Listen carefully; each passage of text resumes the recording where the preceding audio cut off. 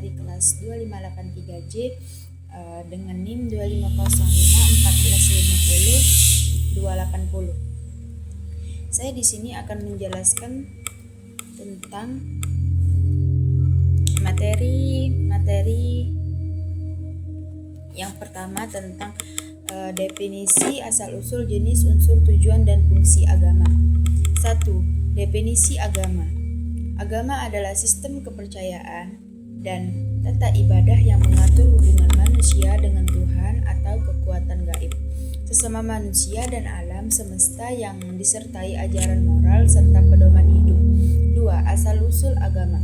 Agama muncul dari: pertama, kesadaran manusia akan keterbatasan diri dan kekuatan yang lebih tinggi. Rasa takut, harapan, dan pencarian makna hidup, pengalian spiritual dan wahyu Tuhan dalam agama wahyu, tradisi dan budaya masyarakat dalam agama atau kepercayaan dan wahyu. 3. Jenis-jenis agama. Secara umum, agama dapat dibedakan menjadi 2. Agama wahyu, bersumber dari wahyu Tuhan, misalnya Islam, Kristen, dan Yahudi. Agama non-wahyu berkembang dari filsafat dan budaya, misalnya Hindu, Buddha, dan Konghucu. Berdasarkan cakupan, agama universal atau menyebar ke berbagai bangsa, agama lokal atau tradisional. 4. Unsur-unsur agama.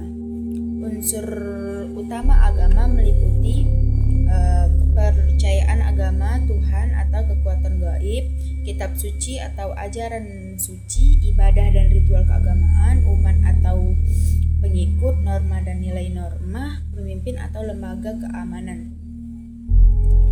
5. Tujuan agama. Tujuan agama antara lain memberi pedoman hidup manusia, mengatur hubungan manusia dengan Tuhan dan sesama, mencapai keselamatan dan kebahagiaan hidup dunia dan akhirat, membentuk manusia yang moral dan berakhlak. Dan yang terakhir, fungsi agama. Fungsi agama dalam kehidupan, fungsi spiritual menenangkan batin dan memberi harapan. Fungsi moral mengarahkan perilaku manusia, fungsi sosial mempererat persaudaraan dan solidaritas. Fungsi kontrol sosial membatasi perilaku menyimpang, fungsi eduktif mendidik nilai kebaikan dan etika. Dan saya di sini juga akan menjelaskan tentang pertemuan keempat, Islam dalam arti sebenarnya. Islam dalam arti sebenarnya adalah agama yang mengajarkan pengertian diri sepenuhnya kepada Allah Subhanahu wa taala dengan penuh ketaatan, keikhlasan, dan kepatuhan terhadap seluruh perintahnya, serta menjauhi larangannya. Islam bukan hanya sekedar identitas atau ritual ibadah, tetapi jalan hidup, way of life, yang mengatur seluruh aspek kehidupan manusia, baik hubungan dengan Allah, hablum minallah, sesama manusia, hablum minan nas, maupun dengan alam. Tujuan Islam adalah mewujudkan kedamaian, keadilan, dan keselamatan bagi manusia di dunia dan akhirat, dan membentuk pribadi yang beriman, bertakwa, dan berakhlak mulia.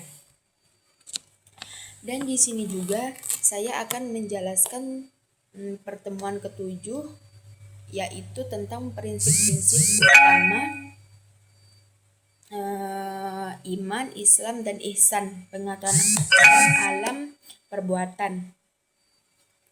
Prinsip utama Islam mencakup iman atau keyakinan kepada Allah dan ajarannya. Menurut Islam, ketaatan melalui ibadah dan aturan syariat, dan ihsan berbuat baik dengan kesadaran bahwa Allah selalu mengawasi. Prinsip ini dilengkapi oleh pengetahuan sebagai dasar pemahaman yang benar, serta amal perbuatan sebagai wujud nyata keimanan dalam kehidupan sehari-hari. Saya di sini juga akan menjelaskan pertemuan ke-9, yaitu tentang perspektif Islam tentang kesadaran gender. Dalam perspektif Islam, laki-laki dan perempuan setara dalam nilai kemanusiaan, kehormatan, dan kewajiban ibadah di hadapan Allah, namun memiliki perbedaan dan tanggung jawab yang bersifat saling melengkapi, bukan diskriminatif demi tercapainya keadilan dan keharmonisan hidup. Di sini saya juga akan menjelaskan tentang pertemuan ke-10, yaitu yang berjudul Aspek Perkembangan Moral dalam Islam. Dalam Islam, perkembangan moral berlandaskan iman dan takwa yang membentuk akhlak mulia. Diwujudkan melalui pembiasaan amal soleh, keteladanan, dan ketaatan pada Al-Quran serta sumpah dalam kehidupan sehari-hari. Dan juga saya akan menjelaskan tentang pertemuan ke-14, yaitu yang berjudul Aspek Sosial Islam. Aspek sosial Islam menekankan persaudaraan, keadilan, tolong-menolong, dan kepedulian terhadap sesama guna mewujudkan kehidupan masyarakat yang harmonis dan sejahtera. Mungkin hanya ini dari saya, dan apabila ada kata-kata salah mohon maaf pada Allah, astagfirullah. Wassalamualaikum warahmatullahi wabarakatuh.